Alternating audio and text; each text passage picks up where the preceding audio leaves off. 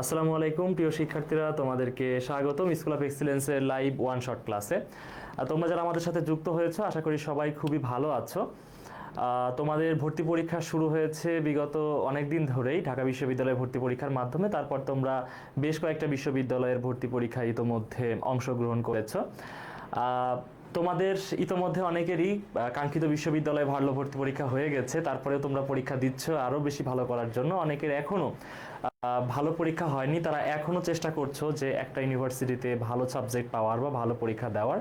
তো সবাই মোটামুটি এখনও এক্সাইটেড, কারণ যেহেতু জাহাঙ্গীরনগর বিশ্ববিদ্যালয় ভর্তি পরীক্ষা এখনও শেষ হয়নি, রাজশাহী বিশ্ববিদ্যালয় ভর্তি পরীক্ষা শুরুই হয়নি, গুচ্ছ আছে, সাস্ট আছে, খুলনা বিশ্ববিদ্যালয় আছে, অর্থাৎ বিশ্ববিদ্যালয় ভর্তি পরীক্ষার তোমরা একদমই মাঝামাঝি পর্যায়ে আছো।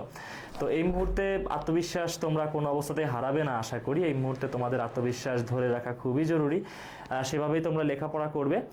আজকে আমরা আরও একটি লাইভ ক্লাস নিয়ে তোমাদের সামনে উপস্থিত হয়েছি। এই লাইভ ক্লাসে আমরা জাহাঙ্গীরনগর বিশ্ববিদ্যালয়ের বি ইউনিটের সাধারণ জ্ঞানের ওয়ান শট ক্লাস নিব। তোমরা যারা আমাদের সাথে যুক্ত হয়েছো ফেসবুক লাইভে, আশা করি সম্পূর্ণ ক্লাসটাতে আমাদের সাথে থাকবে। আমি একটু দেখি তোমাদের উপস্থিতি কেমন, তারপর আমরা ক্লাস শুরু করব। আচ্ছা, তো আমরা শুরু করি আমাদের ক্লাস। তো তোমরা জানো যে জাহাঙ্গীরনগর বিশ্ববিদ্যালয় বি ইউনিটে সাধারণ জ্ঞান অংশে ম্যাথমেটিক্স এবং আইকিউ থাকে। এটা সাধারণ জ্ঞান অংশ না, মানে বাংলা ইংলিশ বাদেও ম্যাথমেটিক্স এবং আইকিউ থেকে কোশ্চেন হয় এবং সাথে সাধারণ জ্ঞান থাকবে। এর আগের বছরগুলোতে ম্যাথমেটিক্স এবং আইকিউতে ছিল খুবই কম মার্ক, দুইটা মিলিয়ে ছিল 10 মার্ক, কিন্তু এবছর দুইটা মিলিয়ে 25 মার্ক, অর্থাৎ ম্যাথমেটিক্সে 20 মার্ক, আইকিউতে 5 মার্ক 25 মার্ক, সাধারণ জ্ঞানে 15 মার্ক। তাহলে এখানে 40টা এমসিকিউ 40 মার্ক, বাংলা এবং ইংলিশে 20টা 20টা করে 40টা এমসিকিউ, এখানে 40 মার্ক, সব মিলাই হচ্ছে 80 মার্ক। আচ্ছা, তো তোমাদের শর্ত দেওয়া আছে যে প্রত্যেকটা বিষয়ে আলাদা করে সর্বনিম্ন 33% মার্ক রাখতে হবে পাশ করার জন্য। তাহলে সাধারণ জ্ঞানে যে 15 মার্কের পরীক্ষা তোমাদের হবে, সেখানে সর্বনিম্ন 5 মার্ক তোমাকে পেতে হবে পাশ করার জন্য।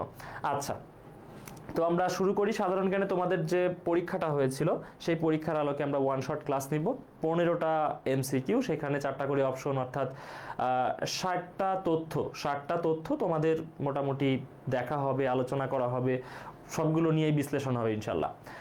আচ্ছা, তো আমরা শুরু করি। প্রথম কোশ্চেন, 1 নম্বর কোশ্চেনে বলছে যে G7 ভুক্ত দেশ নয় কোনটি? G7 ভুক্ত দেশ নয় কোনটি? G7 কি? গ্রুপ অফ 7, সারা বিশ্বের অর্থনীতি এবং শিল্পোন্নত 7টা দেশের সমন্বয়ে গঠিত একটা অর্থনৈতিক জোট। তার অন্তর্ভুক্ত দেশ নয় কোনটি? অপশন হচ্ছে কানাডা, ফ্রান্স, রাশিয়া এবং ইতালি। তোমরা কমেন্ট করে অবশ্যই উত্তর করার চেষ্টা করতে পারো, তোমাদের কমেন্ট অবশ্যই দেখা হবে। আমি একটু দেখার চেষ্টা করি যে তোমরা ক্লাসে কেমন পার্টিসিপেট করতেছো সেটা। আচ্ছা, যারা সালাম দিচ্ছ সবাইকে একসাথে ওয়ালাইকুম আসসালাম। ভাইয়া, আলাদা বিষয়ক পাশ করার শর্ত তো কোথাও দেখলাম না।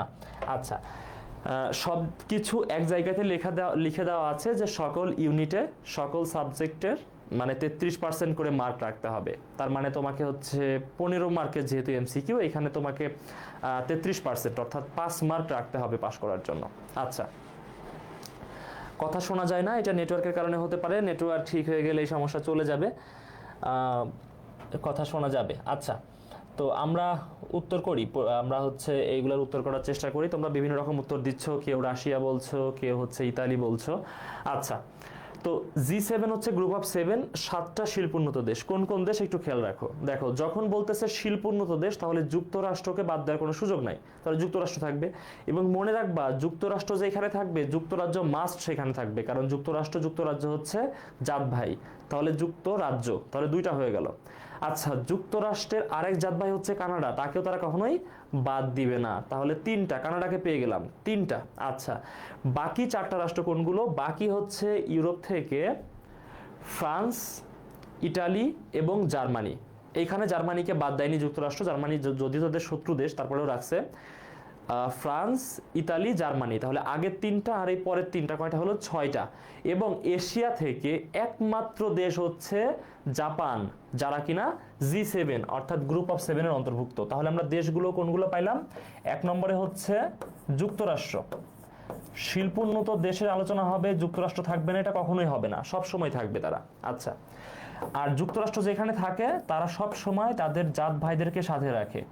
যুক্তরাজ্য তাদের একটা জাত ভাই, কানাডা হচ্ছে তাদের জাত ভাই। এই জাত ভাইদেরকে বাদ দিয়ে সাধারণত যুক্তরাষ্ট্র চলে না, দেখবা সব জায়গাতে খেয়াল করে। আচ্ছা, এবার আসি আমরা ইউরোপের দেশ, অন্যান্য দেশগুলো। ইউরোপের হচ্ছে জার্মানি। জার্মানি যদিও হচ্ছে যুক্তরাষ্ট্রের শত্রু দেশ, কিন্তু জার্মানির অর্থনীতি খুবই শক্তিশালী এবং বর্তমান ইউরোপের সবচেয়ে শক্তিশালী অর্থনীতি হচ্ছে জার্মানির। আচ্ছা, আর অন্যান্য যে অর্থনৈতিকভাবে সমৃদ্ধ দেশ ইউরোপের মধ্যে সেটা হচ্ছে ফ্রান্স এবং ইতালি। আচ্ছা, তাহলে এই 6টা দেশ পেয়ে গেলাম এবং একমাত্র এশিয়ান কান্ট্রি হচ্ছে জাপান, যারা কিনা হচ্ছে গ্রুপ অফ 7 সদস্য। তাহলে এই 7টা দেশ G7 অন্তর্ভুক্ত দেশ। তাহলে দেখো তো এই 7টার বাইরে অপশন কোনটা আছে? এই 7টার বাইরে অপশন হচ্ছে রাশিয়া। তাহলে সঠিক উত্তর হচ্ছে রাশিয়া, অপশন সি। তাহলে দেখো এখানে বিভিন্ন আন্তর্জাতিক সংস্থা সংগঠন থেকে অ্যাটলিস্ট একটা কোশ্চেন তোমরা পাবে জাহাঙ্গীরনগর ইউনিভার্সিটির বি ইউনিটের অ্যাডমিশন টেস্টে। তাহলে বিষয়গুলো খুব সুন্দর করে দেখতে হবে এবং তোমরা যখন পড়বে একটু বিষয়টা বিস্তারিত পড়বে। এমন না ধরো তোমার সামনে একটা এমসিকিউ আসলো G7 অন্তর্ভুক্ত দেশ নয় কোনটি, তুমি জাস্ট এখান থেকে মুখস্থ করলে রাশিয়া। বাট ভর্তি পরীক্ষায় তোমার তো এই 4টা অপশনই থাকবে না, তোমার তো অপশন চেঞ্জ হয়ে যেতে পারে। যদি এই কোশ্চেনটাও আসে তাও অপশন চেঞ্জ হয়ে যাবে, তাই না? তো তোমাকে একটু হচ্ছে মানে ডিপলি পড়তে হবে যে কোন 7টা দেশ G7 অন্তর্ভুক্ত, সেই 7টা দেশের নাম তোমাকে জানতে হবে। তাহলে এখান থেকে কোশ্চেন করলে তুমি মানে এই 7টার বাইরে যে দেশটা সেটা উত্তর সিলেক্ট করে ফেলতে পারবা, ঠিক আছে? অর্থাৎ তোমার লেখাপড়াটা একটু ডেসক্রিপটিভ হবে, ঠিক আছে? তাহলে দেখবা যে তুমি সহজে উত্তর করতে পারছো। আর জাহাঙ্গীরনগর বিশ্ববিদ্যালয়ে ভর্তি পরীক্ষা যে কেমন হয়, এর আগে যে সি ইউনিটের পরীক্ষা হলো, সি ইউনিটের পরীক্ষার আলোকে তোমাদের হয়তো এক্সপিরিয়েন্স হয়ে গেছে যে আসলেই মানে কোশ্চেন খুব বেশি সহজ হবে না বা একদম মানে তোমাকে ইজিলি কোনো কিছু করতে দিবে না জাহাঙ্গীরনগর ইউনিভার্সিটিতে। আচ্ছা, তো তোমরা যারা এখানে রাশিয়া উত্তর করেছো, অনেকেই রাশিয়া উত্তর করেছো, তোমাদের উত্তর একদমই ঠিক আছে। আচ্ছা, তো আমি পরের কোশ্চেনে যাই। এটা হচ্ছে বিভিন্ন আন্তর্জাতিক সংস্থা সংগঠন থেকে আসা কোশ্চেন, এগুলো অবশ্যই গুরুত্বপূর্ণ। সবগুলো আন্তর্জাতিক সংস্থা সংগঠন, জাতিসংঘ সহ সবগুলো পড়ে যাবা। 2 নম্বর কোশ্চেনে আসি। বিশ্বের বৃহত্তম দ্বীপ কোনটি? গ্রিনল্যান্ড, নিউজিল্যান্ড, মাদাগাস্কার নাকি সুমাত্রা? বিশ্বের বৃহত্তম দ্বীপ কোনটি? আচ্ছা, এটা মোটামুটি অনেক জায়গাতেই পড়েছো তোমরা। যাদের হচ্ছে মানচিত্র আছে বাসাতে তারা মানচিত্রে দেখেই থাকবে, এটা দেখার মতোই একটা দ্বীপ, কারণ যেহেতু বৃহত্তম দ্বীপ। আবার যারা এইচএসসিতে জিওগ্রাফি পড়েছো তারা সেখানে পড়েছো, অ্যাডমিশনের সময় সাধারণ জ্ঞান যখন পড়েছো সেখানে পড়েছো, আবার প্রিভিয়াস ইয়ারেও এই কোশ্চেনটা বিশ্ববিদ্যালয়ে দেখা গেছে। অর্থাৎ মোটামুটি এই কোশ্চেনটা তোমরা অবশ্যই পড়ে থাকবে, কখনো পড়োনি এমন কোশ্চেন এটা না, তোমরা উত্তর করতে পারবে, পড়ে থাকবে এমনই কোশ্চেন এটা। তো তোমরা একটু উত্তর করার চেষ্টা করো। হ্যাঁ, এখানে তোমরা যারা বলছো গ্রিনল্যান্ড, তোমাদের উত্তর ঠিক আছে। তো আমি বাকি অপশনগুলো একটু অ্যানালাইসিস করার চেষ্টা করি। দেখো এখানে অপশন ছিল গ্রিনল্যান্ড, নিউজিল্যান্ড, মাদাগাস্কার নাকি সুমাত্রা। আচ্ছা, তো সুমাত্রা নিয়ে শুরু করি। সুমাত্রা ভারত মহাসাগরের একটা দ্বীপ, তাই না? এটা হচ্ছে দক্ষিণ পূর্ব এশিয়ার দিকে, জাভা, কম্বোডিয়া, সুমাত্রা এইসব দ্বীপগুলো এইখানে অবস্থিত। আচ্ছা, তাহলে এটা দক্ষিণ পূর্ব এশিয়ার একটা গুরুত্বপূর্ণ দ্বীপ, ঠিক আছে? দক্ষিণ পূর্ব এশিয়ার একটা গুরুত্বপূর্ণ দ্বীপ এবং এই দ্বীপটা বর্তমান ইন্দোনেশিয়ার অন্তর্ভুক্ত, ঠিক আছে? এটা মনে রেখো, বর্তমান ইন্দোনেশিয়ার অন্তর্ভুক্ত। আচ্ছা, এবং বাকি যেটা আসতেছে মাদাগাস্কার। মাদাগাস্কার খুবই গুরুত্বপূর্ণ কারণ এটা হচ্ছে ভারত মহাসাগরের সবচেয়ে বড় দ্বীপ, ভারত মহাসাগরের বৃহত্তম দ্বীপ। আচ্ছা, এটা ভারত মহাসাগরের বৃহত্তম দ্বীপ এবং এই দ্বীপটার অবস্থান কোথায়? এই দ্বীপটার অবস্থান হচ্ছে আফ্রিকা মহাদেশে। তোমাদের যাদের বাসায় মানচিত্র আছে, আফ্রিকা মহাদেশের যে অংশটা, ঠিক আছে? আফ্রিকা মহাদেশ তো দেখতে অনেকটাই এমন এমন, তাই না? যদিও এটা এক্স্যাক্টলি হয়নি, আমি জাস্ট তোমাদেরকে দেখাচ্ছি। দেখবা ঠিক এইখানে এইখানে এই দ্বীপটার অবস্থান, মাদাগাস্কার দ্বীপ। এটা আফ্রিকা মহাদেশের অংশ। দেশটার নামই হচ্ছে মাদাগাস্কার। এর রাজধানীর নাম হচ্ছে আন্তানারিভো, রাজধানীর নাম আসবে না। মাদাগাস্কারের অবস্থান হচ্ছে আফ্রিকা মহাদেশে, এটা ভারত মহাসাগরের সবচেয়ে বৃহত্তম দ্বীপ, এটা মনে রাখলেই হবে। আচ্ছা, এবার আসি নিউজিল্যান্ড। নিউজিল্যান্ড হচ্ছে একটা দ্বীপ রাষ্ট্র। এটা কোথায়? এটা হচ্ছে ওশেনিয়া মহাদেশে, তাই না? এটা হচ্ছে ওশেনিয়া মহাদেশে, অস্ট্রেলিয়ারও দক্ষিণ ভাগে। আচ্ছা, এটা হচ্ছে ওশেনিয়া মহাদেশের একটা গুরুত্বপূর্ণ দ্বীপ। আচ্ছা, দ্বীপ না, বলা যায় দ্বীপ রাষ্ট্র, কারণ নিউজিল্যান্ডের মধ্যে অনেকগুলো দ্বীপ আছে। সর্বশেষ আসি গ্রিনল্যান্ড। গ্রিনল্যান্ড হচ্ছে বিশ্বের বৃহত্তম দ্বীপ, এখন গ্রিনল্যান্ডের মালিকানা কোন দেশের, কেউ বলতে পারবা? গ্রিনল্যান্ডের মালিকানা হচ্ছে ডেনমার্ক। গ্রিনল্যান্ডের মালিকানা আছে ডেনমার্কের, ঠিক আছে, মানে গ্রিনল্যান্ডের বর্তমান মালিকানা হচ্ছে ডেনমার্কের। দেখো নামটা হচ্ছে গ্রিনল্যান্ড, কিন্তু এই ল্যান্ডটা বা এই দ্বীপটা মোটে গ্রিন না, এটা হচ্ছে তোমার সম্পূর্ণ বরফ আচ্ছাদিত। গ্রিনল্যান্ডটা পুরাটাই বরফ আচ্ছাদিত, হ্যাঁ সব, এবং এটা তো অনেক নর্থের দিকে, এটা হচ্ছে নর্থ আটলান্টিক মহাসাগরে। এটা লিখে রাখো, নর্থ আটলান্টিক মহাসাগর মানে উত্তর আটলান্টিক মহাসাগর এক কথায়, উত্তর আটলান্টিক মহাসাগরে এই দ্বীপটার অবস্থান। এবং যেহেতু উত্তর দিকে, তার মানে টেম্পারেচার নিশ্চয়ই কম। এটা পুরাটাই বরফ আচ্ছাদিত দ্বীপ এবং এখানে জনবসতি খুবই কম, এবং ডেনমার্ক বর্তমানে এই দ্বীপের মালিকানাতে আছে। তাহলে দেখো যে চারটা অপশন ছিল, চারটা অপশনই সামহাও গুরুত্বপূর্ণ এবং তার সাথে সম্পর্কিত তথ্যগুলো গুরুত্বপূর্ণ। তাহলে জিওগ্রাফিক্যাল যে এলিমেন্টসগুলো আছে সেগুলো থেকে তোমার জাহাঙ্গীরনগর ইউনিভার্সিটি কোশ্চেন করতে পারে। এসব বিষয়গুলো একটু দেখতে হবে। তাহলে ধরো তোমাকে কোশ্চেন করলো নিচের কোনটি নর্ডিক দেশ নয়, নর্ডিক দেশ কোনগুলো, এগুলো তোমাদের তো নিশ্চয়ই হচ্ছে জিওগ্রাফিক্যাল এলিমেন্টসের মধ্যে পড়ানো হয়েছে, আমাদের ক্লাস হয়েছে, মানে যে মানচিত্রের উপরে, সেখানে তোমরা দেখেছো। হ্যাঁ, অঞ্চল পরিচিতি ক্লাস হয়েছে, বা আমাদের হচ্ছে ডাইজেস্টে আছে, সেসব জায়গাতে তোমরা দেখেছো। তো এই সব বিষয়গুলো দেখে যাবে। হ্যাঁ, বিভিন্ন অঞ্চল, বিভিন্ন পাহাড় পর্বত সমুদ্র, এগুলো একটু অবশ্যই দেখে যাবে।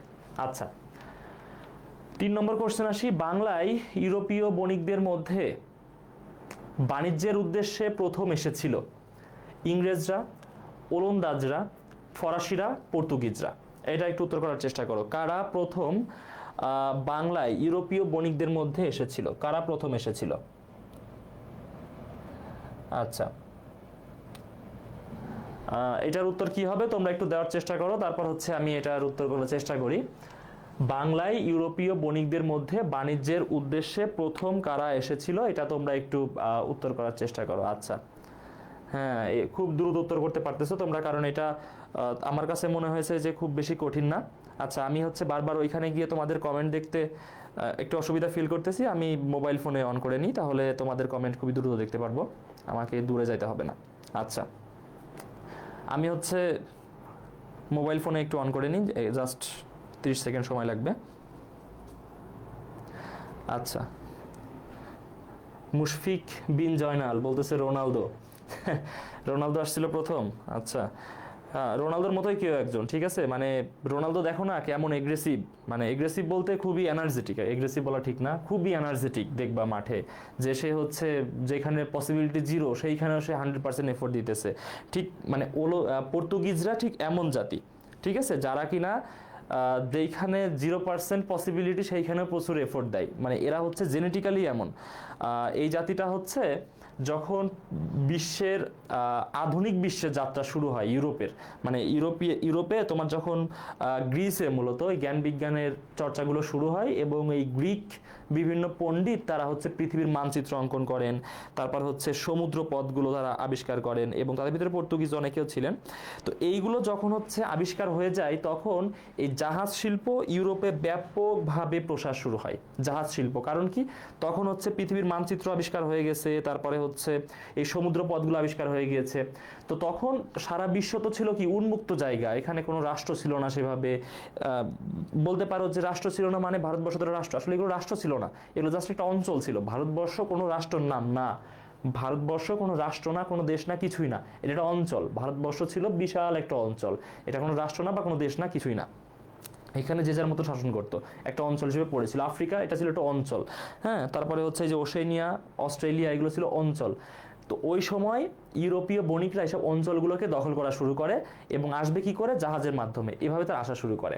তো তারা হচ্ছে ভারতবর্ষেও এসেছিল, এই অঞ্চলেও এসেছিল, এবং এই অঞ্চলে সবচেয়ে ভারতবর্ষ নামে যে অঞ্চলটা, এই অঞ্চলের মধ্যে সবচেয়ে লোভনীয় অঞ্চল ছিল হচ্ছে বর্তমান যে বাংলাদেশ বা বাংলা প্রদেশ, এটা। এর কারণ হচ্ছে এই জায়গাটা ছিল প্রচুর ফার্টাইল বা হচ্ছে প্রচুর উর্বর, এবং একই সাথে হচ্ছে কি বলে, ওই সময় দেখবা যেসব হচ্ছে পর্যটকরা এসেছেন এই অঞ্চলে, তারা এই জায়গাকে কি বলেছেন, মানে ধন দৌলতে পরিপূর্ণ জাহান্নাম, বা হচ্ছে এইভাবে তারা হচ্ছে ডিসক্রাইব করেছেন যে এখানে প্রচুর ধন দৌলত আছে, কিন্তু এইসব মানুষজন আসলে বোঝে না এগুলার ব্যবহার কি বা এগুলার উপযোগিতা কি। তো এইসব তো লোভনীয়, তাই না, যে এখানকার মানুষজন সহজ সরল কিন্তু ধন সম্পদ আছে, এভাবেই ইউরোপীয় বণিকদের কাছে এই অঞ্চলটা খুবই লোভনীয় হয়ে ওঠে। তো এই সিকোয়েন্সটা মনে রাখবা তোমরা একটু এভাবে, PODEF, পোডেফ, হ্যাঁ, এই সিকোয়েন্সটা তোমরা মনে রাখবা। এইভাবেই 5টা জাতি বাংলাতে এসেছে। পিতে হচ্ছে পর্তুগিজ, হ্যাঁ, পিতে হচ্ছে পর্তুগিজ, ওতে হচ্ছে ওলন্দাজ, ডিতে হচ্ছে ডাচ, ইতে হচ্ছে ইংরেজ, আর এফতে হচ্ছে ফরাসি, হ্যাঁ, বা পর্তুগিজ, ওলন্দাজ, ডাচ, ইংলিশ, ফ্রেঞ্চ, এইভাবে তো ইংলিশে মনে রাখতে পারো, তোমাদের ইচ্ছা। আচ্ছা, তাহলে এইখানে দেখো, আচ্ছা যারা বলতেছো ভাস্কো দা গামা 1898 সালে, আচ্ছা ভাস্কো দা গামা কি হচ্ছে ছিলেন, বণিক ছিলেন? একটা বিষয় খেয়াল করো তো, ভাস্কো দা গামা কি বণিক? উনি তো বণিক না, উনি তো ছিলেন একজন ট্রাভেলার, তাই না, উনি একজন নাবিক ছিলেন। তো খেয়াল রাখতে হবে কি বলতেছে, নাবিক নাকি বণিক। তো বণিক বলতে বোঝায় একটা গোষ্ঠী, ঠিক আছে, তো গোষ্ঠীর মধ্যে কারা এসেছে? পর্তুগিজ গোষ্ঠী প্রথম এসেছে, তাহলে সঠিক উত্তর হচ্ছে পর্তুগিজরা, অপশন ডি কারেক্ট আনসার। আচ্ছা, তাহলে তোমরা যারা হচ্ছে হ্যাঁ, এটা সত্য কথা যে ভাস্কো দা গামা হচ্ছে পর্তুগিজ নাবিক, সেই ক্ষেত্রে ঠিক আছে, বাট তোমাকে এখানে কোনো ব্যক্তিকে না, এখানে তোমাকে উত্তর করতে হবে কোন গোষ্ঠী এসেছিল।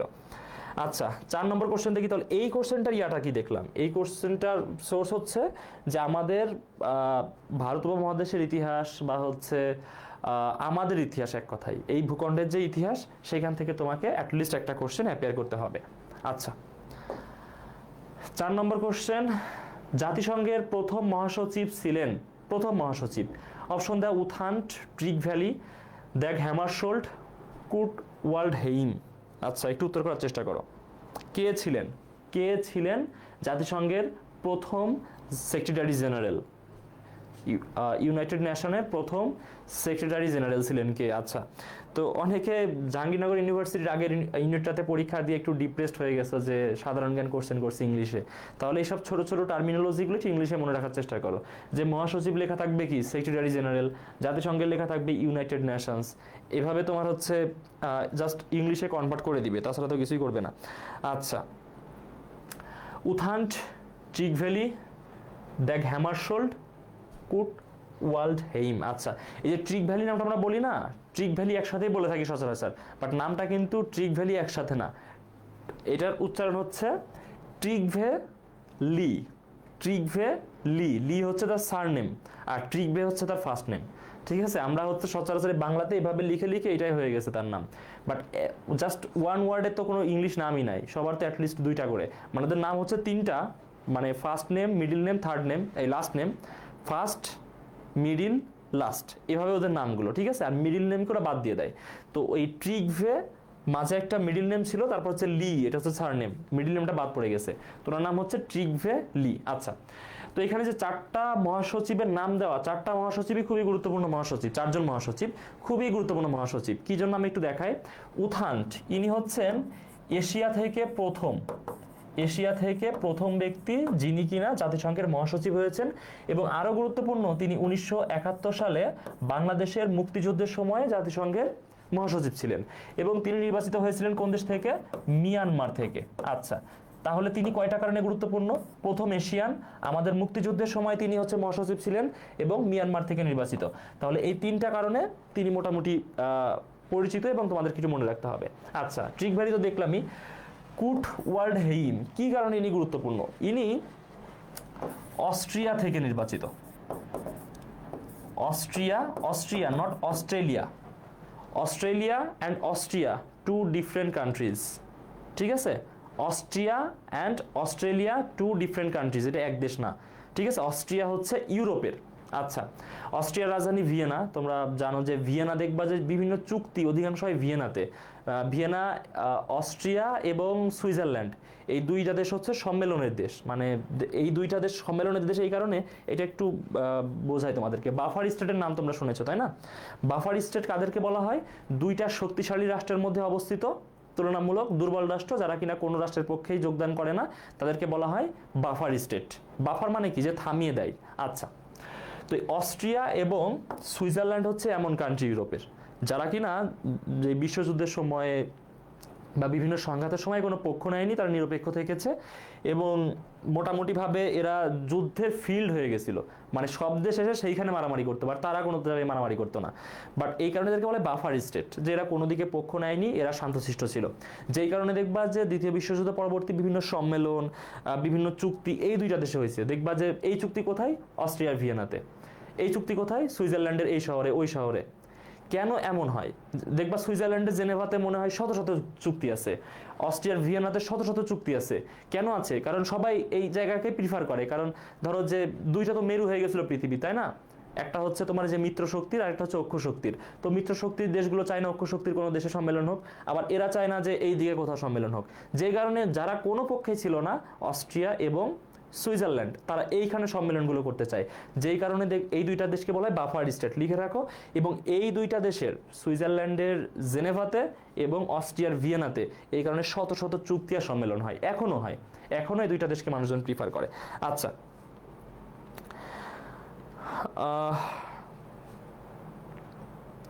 আচ্ছা, তাহলে এটা হচ্ছে অস্ট্রিয়া থেকে। এবং আরো কিছু কারণে গুরুত্বপূর্ণ, সেটা হচ্ছে ইনি জাতিসংঘের মহাসচিব তো ছিলেনই, এবং জাতিসংঘের মহাসচিব থেকে তার মেয়াদ শেষ হওয়ার পরে অস্ট্রিয়ার প্রেসিডেন্ট হয়েছিলেন, অস্ট্রিয়ার প্রেসিডেন্ট নির্বাচিত হয়েছিলেন তিনি। তাহলে তিনিও বেশ গুরুত্বপূর্ণ। এবং ইনি হচ্ছেন 1972-এর দিকে, 1972 থেকে 81 এই মেয়াদে খুব সম্ভবত, মানে 8 বছর তিনি ছিলেন খুব সম্ভবত, এটা এক্স্যাক্টলি আমার মনে নাই, বাট 1972 থেকে 1981 এমনই তার ছিল মেয়াদ। আচ্ছা, এবার আসি হচ্ছে দ্যাগ হ্যামারশোল্ড। দ্যাগ হ্যামারশোল্ড কি কারণে গুরুত্বপূর্ণ? আচ্ছা, যদি জাহাঙ্গীরনগর আবারও ইংলিশে কোশ্চেন দিয়ে দেয়, তাহলে দ্যাগ হ্যামারশোল্ড যদি কোনো কারণে পরীক্ষাতে আসে অপশনে, বানান দেখে কিন্তু মাথা ঘুরে যাইতে পারে। তার বানানটা হচ্ছে এমন, DAG, Dag, HAMMER, hammer, SKJOLD, skjold, Dag Hammarskjold. এই বানান দেখে যাতে মাথা না ঘুরে যায়, ঠিক আছে? হ্যামারশোল্ড বানানটা খেয়াল রাখো। গণিত লাগবে? ইয়েস, অবশ্যই গণিত লাগবে, 20 মার্কের তো গণিত আছে। দেখো, হ্যামারশোল্ড যদি জাহাঙ্গীরনগর আবার ইংলিশে কোশ্চেন করে, তো এই ইংলিশ বানানগুলো দেখে রাখো। ড্যাগ হ্যামারশোল্ড বানান দেখে কিন্তু পড়তে পারবা না যে এটা আবার কে। Dag Hammarskjold, HAMMER, SKJOLD, Hammarskjold. আচ্ছা, ড্যাগ হ্যামারশোল্ড এই কারণে গুরুত্বপূর্ণ যে হচ্ছে তিনি বিমান দুর্ঘটনায় মারা যান। তিনি বিমান দুর্ঘটনায় মারা যান।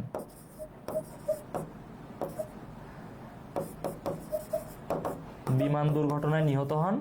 এবং বর্তমানে যারা জাতিসংঘের শান্তিরক্ষা মিশনে যায় বিভিন্ন দেশ থেকে, যেমন আমাদের দেশ থেকে যে শান্তিরক্ষা মিশনে যায় জাতিসংঘের, এখানে যদি কোনো সৈনিক শহীদ হন, তাহলে তাকে দ্যাগ হ্যামারশোল্ড অ্যাওয়ার্ড দেওয়া হয়। তাকে কি অ্যাওয়ার্ড দেওয়া হয়? দ্যাগ হ্যামারশোল্ড অ্যাওয়ার্ড। এটা কাদেরকে দেওয়া হয়? যারা জাতিসংঘের শান্তিরক্ষা মিশনে গিয়ে, যেসব সৈনিক জাতিসংঘের শান্তিরক্ষা মিশনে গিয়ে শহীদ হন, তাদেরকে ড্যাগ হ্যামারশোল্ড অ্যাওয়ার্ড দেওয়া হয়। তো এই কারণেও ইনি বেশ গুরুত্বপূর্ণ। আচ্ছা, এবার আসি ট্রিগভে লি। ইনি ছিলেন জাতিসংঘের প্রথম মহাসচিব, জাতিসংঘের প্রথম মহাসচিব যিনি ইউরোপ থেকে নির্বাচিত। ইনি নরওয়ের অধিবাসী ছিলেন। নরওয়েজিয়ান, ঠিক আছে, মানে এই দেশের মানুষজনকে বলা হয় নরওয়েজিয়ান। তিনি হচ্ছেন ট্রিগভে লি, জাতিসংঘের প্রথম মহাসচিব। আচ্ছা, তো তোমাদের একটা মজার তথ্য বলি, দেখো জাতিসংঘে সবচেয়ে বেশি প্রভাব খাটায় কারা, বা জাতিসংঘ প্রতিষ্ঠা করার জন্য সবচেয়ে বেশি ভূমিকা রাখছে কারা, বা জাতিসংঘের সদর দপ্তর সহ জাতিসংঘের অন্যান্য সংগঠনের সদর দপ্তরগুলো কোথায় অবস্থিত? নিশ্চয়ই এক কথায় উত্তর হচ্ছে যুক্তরাষ্ট্র। কিন্তু দেখবা কখনো জাতিসংঘের ইতিহাসে কখনো 1945 থেকেই হচ্ছে 2025, এই 80 বছরে জাতিসংঘের কোনো মহাসচিব যুক্তরাষ্ট্র থেকে নির্বাচিত না। যুক্তরাষ্ট্রের কেউ কখনো জাতিসংঘের মহাসচিব হননি। তো তোমাদের কাছে কি মনে হয় ব্যাপারটা একটু ডিফারেন্ট মোড শোনায় না? যে যুক্তরাষ্ট্র এত প্রভাবশালী দেশ, জাতিসংঘের সব কিছু যুক্তরাষ্ট্র যাই বলে জাতিসংঘ তাই শুনে, তারপরেও কেন কোনো মহাসচিব যুক্তরাষ্ট্রের না? কেন যুক্তরাষ্ট্র নিজেদের মহাসচিব সেইখানে রাখেনি? ইন্টারেস্টিং কোশ্চেন না? খুব ইন্টারেস্টিং যে মিয়ানমারের মতো দেশ থেকে জাতিসংঘে হয়ে গেছে, মানে মহাসচিব হয়ে গেছে, বাট যুক্তরাষ্ট্র থেকে হয়নি। আচ্ছা, তোমাদের একটা কোশ্চেন করি যে বর্তমানে জাতিসংঘের মহাসচিবকে? বর্তমানে জাতিসংঘের মহাসচিবকে। আচ্ছা, নেটওয়ার্ক স্লোর কারণে যেহেতু এটা ফেসবুক স্ট্রিমিং চলতেছে, তো তোমাদের কাছে আমি যখন কথা বলি তার প্রায় মানে 10-15 সেকেন্ড পরে পৌঁছায় কথাটা, অ্যারাউন্ড 10-15 সেকেন্ড বা তারও কম হতে পারে, নেটওয়ার্ক বিভিন্ন জায়গায় বিভিন্ন রকম। যাদের কাছে খুবই ভালো নেটওয়ার্ক 5-7 সেকেন্ড, 4 সেকেন্ড, আর যাদের কাছে মানে একটু দুর্বল নেটওয়ার্ক বা তাদের চেয়ে একটু খারাপ নেটওয়ার্ক, সেইখানে হয়তো বা 10-12 সেকেন্ড লেগে যেতে পারে, যেই কারণে তোমরা সাথে সাথে হচ্ছে আমার কথাটা হয়তো বা শুনতে পারছো না, একটু দেরিতে শুনছো। তো এটা নিয়ে হচ্ছে কিছু মনে করার কিছু নাই। তোমরা অনেকে ভাবতেছো যে আমরা উত্তর করার আগে ওনারা কীভাবে উত্তর করে ফেলতেছে, আমি কোশ্চেন দেখার আগে ওনারা উত্তর করে ফেলতেছে, এটা হচ্ছে নেটওয়ার্কের কারণে। আচ্ছা, Antonio Guterres, yes, Antonio Guterres হচ্ছেন পর্তুগিজ নাগরিক, মানে পর্তুগালের ইনি বর্তমানে জাতিসংঘের মহাসচিব। এখন এই কোশ্চেনটা যদি আসে ইংলিশে, মানে যদি জাহাঙ্গীরনগর ইউনিভার্সিটি ইংলিশে কোশ্চেন করে, তাহলে কোশ্চেনে কি লেখা থাকবে?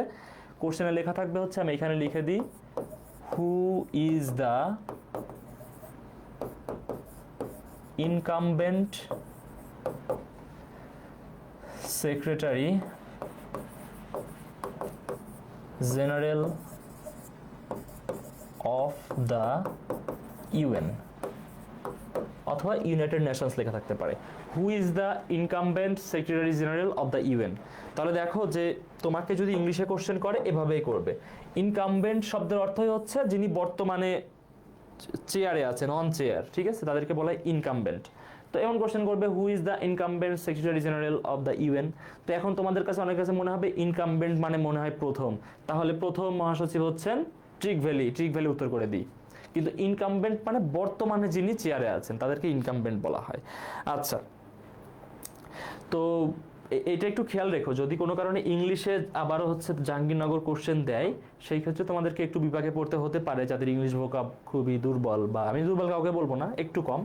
তো একটু চেষ্টা করো যে মাথা ঠান্ডা রেখে যে তার এক্স্যাক্ট মিনিংটা, কোশ্চেনের মিনিংটা আগে বোঝার চেষ্টা করো।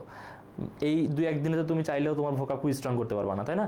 একটু ধীরে সুস্থে মিনিংটা বোঝার চেষ্টা করো। 55 সেকেন্ড যেহেতু, 55 মিনিট যেহেতু সময় তোমার হাতে আনসার করার জন্য, খারাপ না। 80টা এমসিকিউ 55 মিনিট একদম কম সময় না। তো একটু মানে কোশ্চেনটা পড়ার অপশনগুলো তুমি তো মিনিং করেই ফেলবা, কারণ এখানে নাম টাম হ্যান ত্যান থাকবে, এটা তো দেখলে তো বোঝা যায়। ধরো অপশনে আছে 4টা দেশের নাম, 4 জন ব্যক্তির নাম, বা 4টা জায়গার নাম, বা 4টা সাল, বা হচ্ছে 4টা, এইসবই তো থাকে। এইগুলো তো দেখে বোঝা যায়, অপশন দেখে মিনিং কি বোঝা যায়, বাট কোশ্চেন মিনিংটা ইংলিশে থাকলে একটু বুঝতে কষ্ট হয়। একটু ধীরে সুস্থে হচ্ছে কোশ্চেনটা বোঝার চেষ্টা করো যদি হচ্ছে ইংলিশে আসে। আচ্ছা, এবার আমরা পরের কোশ্চেনে যাই। 5 নম্বর, ব্যাবিলনের ঝুলন্ত উদ্যান কোন দেশে অবস্থিত? ব্যাবিলনের ঝুলন্ত উদ্যান কোন দেশে অবস্থিত? অপশন হচ্ছে ইরান, ইরাক, মিশর অর সিরিয়া। আচ্ছা, এটার একটু উত্তর দেওয়ার চেষ্টা করো যে ব্যাবিলনের ঝুলন্ত উদ্যান কোন দেশে অবস্থিত। আচ্ছা, ব্যাবিলন নিয়ে বেশ হচ্ছে একটা হিস্ট্রি আছে, সেটা হচ্ছে ব্যাবিলনীয় সভ্যতা। এটা তো তোমরা জানো, ব্যাবিলনীয় সভ্যতা হচ্ছে মেসোপটেমীয় সভ্যতার একটা অংশ। মেসোপটেমীয় সভ্যতা হচ্ছে মোট 4টা সভ্যতার সমষ্টিত রূপ হচ্ছে মেসোপটেমীয় সভ্যতা, এবং ব্যাবিলনীয় সভ্যতা হচ্ছে তার দ্বিতীয়। এটা আগের দিনই দেখানো হচ্ছে, সুমেরীয়, ব্যাবিলনীয়, অ্যাসিরীয়, ক্যালেডীয়, এই 4টা হচ্ছে মেসোপটেমীয় সভ্যতার সমন্বিত রূপ। ঠিক আছে, মেসোপটেমিয়া কিন্তু নির্দিষ্ট কোনো সভ্যতার নাম না, খেয়াল রেখো। মেসোপটেমীয় হচ্ছে নির্দিষ্ট কোনো সভ্যতার নাম না, মেসোপটেমীয় হচ্ছে 4টা সভ্যতার সমষ্টিত রূপ। কি কি 4টা সভ্যতা? সুমেরীয় 1 নম্বর, 2 নম্বর ব্যাবিলনীয়, 3 নম্বর হচ্ছে অ্যাসিরীয়, 4 নম্বর হচ্ছে ক্যালিডীয়। সিরিয়ালটা মনে রাখতে হবে, এই 4টার সমন্বিত রূপ। আচ্ছা, তাহলে এটা হচ্ছে সুমেরীয় না, ব্যাবিলনীয় সভ্যতা। ব্যাবিলনীয় সভ্যতা হচ্ছে মেসোপটেমীয় সভ্যতার একটা অংশ, মেসোপটেমীয় সভ্যতার একটা অংশ। আচ্ছা, তো এই ব্যাবিলনের রাজা ছিলেন রাজা নেবুচাঁদনেজার। এই রাজা নেবুচাঁদনেজারের প্রিয়তমা স্ত্রী বাগান করতে খুবই পছন্দ করতেন। ঠিক আছে, তো এখন আগেরকার যুগে যারা শাসক থাকতেন তারা হচ্ছে প্রিয়তমা স্ত্রীর জন্য অনেক কিছুই করতে পারতেন। যেমন দেখো, শাহজাহান তাজমহল তৈরি করছে, এমন অনেক নজির পৃথিবীতে আছে। তো এখন রাজা নেবুচাঁদনেজার, রাজার নাম হচ্ছে নেবুচাঁদনেজার, হ্যাঁ, নেবুচাঁদনেজার,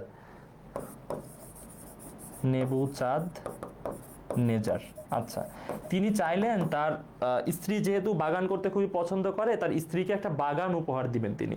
তো সাধারণ বাগান তো আছেই সব জায়গাতে, একটু এক্সেপশনাল ভাবে তিনি কিছু করতে চাইলেন। তিনি কি করলেন, পিলার তৈরি করলেন, ঠিক আছে, খিলান বা পিলার তৈরি করলেন, করে তার উপর ছাদ তৈরি করে তার উপর একটা বাগান বা উদ্যান তৈরি করলেন, ঠিক আছে। বাগান এবং উদ্যান এটা সমার্থক শব্দ।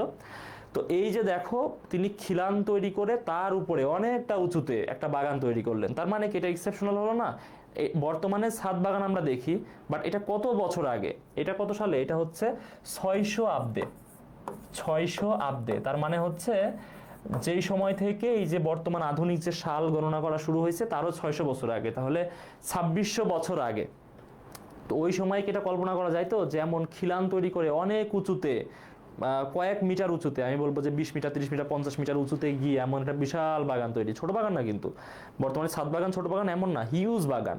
তো এমন একটা বাগান তৈরি করা ওই সময় ছিল এক্সেপশনাল। আচ্ছা, তো এটাই হচ্ছে ব্যাবিলনের ঝুলন্ত উদ্যান, এবং এখানে মানুষজন এখনো ঘুরতে ঘুরতে যায়। এখন মেসোপটেমীয় সভ্যতা কোথায় অবস্থিত ছিল?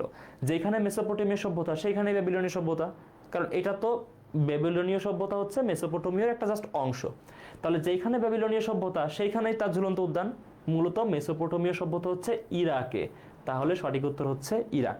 তাহলে এই যে প্রাচীন সভ্যতা প্লাস হচ্ছে উপজাতি, হ্যাঁ, বা ক্ষুদ্র নৃগোষ্ঠী, এইগুলা পরীক্ষাতে আসবে। হ্যাঁ, এর সাথে তোমরা অ্যাড করে নিও ক্ষুদ্র নৃগোষ্ঠী। হ্যাঁ, এটা হচ্ছে একটু গুরুত্বপূর্ণ।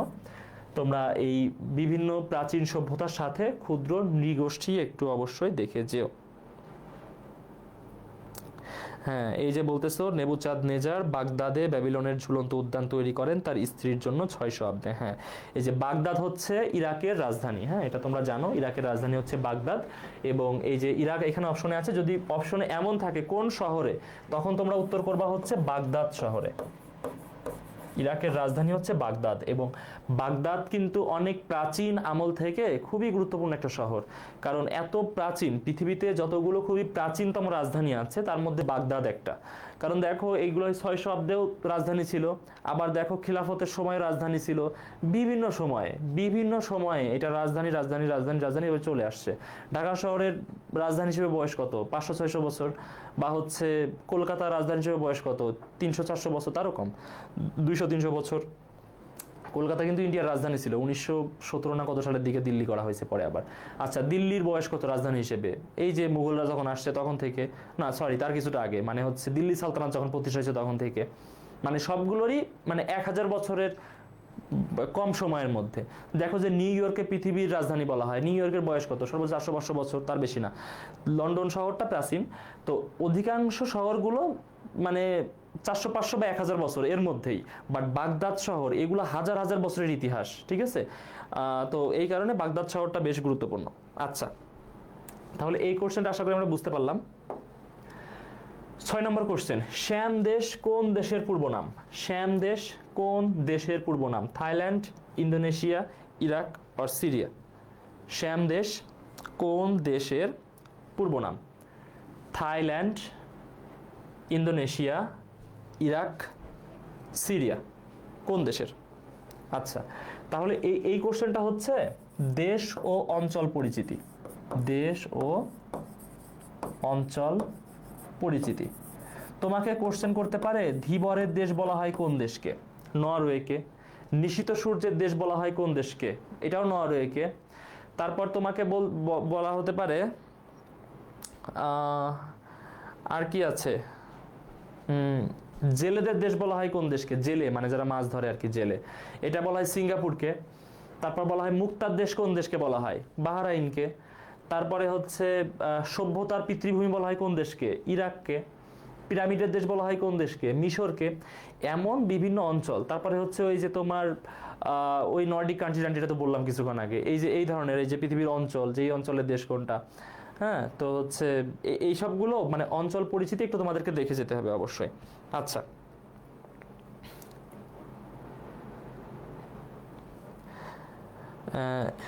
এত ইজি প্রশ্ন আসবে যেই যাবির যাবি। আচ্ছা, কোশ্চেন যদি কঠিন করে, এটা তো মানে আমি মনে করি না এতটা কঠিন করা উচিত। জাহাঙ্গীরনগর যেটা শুরু করছে বা যেটা করে, এতটা কঠিন করার কিছু নাই। কোশ্চেন স্ট্যান্ডার্ড হোক, 15টা সাধারণ জ্ঞান কোশ্চেন করলো, তার মধ্যে 5টা কোশ্চেন এমন করুক যেটা সবাই পারে, 5টা কোশ্চেন করুক যেটা হচ্ছে মোটামুটি চিন্তা ভাবনা করে উত্তর করতে হবে, 2-1টা কোশ্চেন করুক যেটা একটু কঠিন, 3-4টা করুক একটু ক্রিটিক্যাল থিঙ্কিং, মানে জাস্ট কোশ্চেন দেখে উত্তর করা যায় না, একটু ক্রিটিক্যাল থিঙ্কিং এর মাধ্যমে উত্তরে পৌঁছাইতে হয়। তো এভাবে একটা কোশ্চেন সাজানো উচিত, মানে আমার দৃষ্টিতে 5টা কোশ্চেন যেটা মোটামুটি সবাই পারবে এমন রাখাই উচিত, যাতে স্টুডেন্টরা পাস করতে পারে অ্যাটলিস্ট। 5টা কোশ্চেন করুক যেটা চিন্তা ভাবনা করে উত্তর করার মতো, 2-3টা ক্রিটিক্যাল থিঙ্কিং, 2-1টা কঠিন, এটাই একটা কোশ্চেনের স্ট্যান্ডার্ড হওয়া উচিত আমার দৃষ্টিতে। বাট তারাই জানে হচ্ছে তারা কি করছে। মুক্তার দেশ কিউবা হবে না, মুক্তার দেশ কিউবা খুব সম্ভবত বলা হয়, বাট এমনিতে মুক্তার দেশ বলতে বাহরাইনকে বোঝায়, ঠিক আছে। আচ্ছা, তো এখানে থাইল্যান্ড, ইন্দোনেশিয়া, ইরাক এবং সিরিয়া তোমরা অনেকেই হচ্ছে উত্তর করে ফেলেছো। থাইল্যান্ড হচ্ছে সঠিক উত্তর। দেখো, থাইল্যান্ডকে বলা হয় মুক্ত ভূমি, থাইল্যান্ডের আরেক নাম হচ্ছে কি মুক্ত ভূমি। থাই শব্দের অর্থ হচ্ছে মুক্ত, থাই শব্দের অর্থ মুক্ত। এখন এই শ্যাম দেশ কেন বলা হয়? আচ্ছা, থাইল্যান্ডে প্রাচীনকাল থেকেই এক ধরনের মন্দির টাইপ জাদুঘর থাকতো, ঠিক আছে। এগুলো অনেকটা মন্দিরের মতো ব্যবহার করা হতো, আবার জাদুঘরের মতো, এখানে অনেক পুরাতন জিনিসপত্র থাকতো। এইগুলাকে বলা হতো শ্যাম বা শাম, ঠিক আছে। এই কারণে এই দেশকে বলা হয় শ্যাম দেশ, ঠিক আছে। আচ্ছা, আবার আরও কিছু মিথ আছে, যেমন তৎসম শব্দে শ্যাম শব্দের অর্থ ঘন সবুজ, ডিপ গ্রিন। তো থাইল্যান্ডে প্রচুর পরিমাণে গাছপালা ছিল প্রাচীনকাল থেকে, যেই কারণে এটা ছিল খুবই সবুজ একটা দেশ, যেই কারণে এটাকে শ্যাম দেশ বলা হয়। এটা আরেক ধরনের ইন্টারপ্রিটেশন। আচ্ছা, আবার থাইল্যান্ডকে সাদা হাতির দেশ বলা হয়, এটা মনে রেখো, সাদা হাতির দেশ, সাদা হাতির দেশ। আচ্ছা,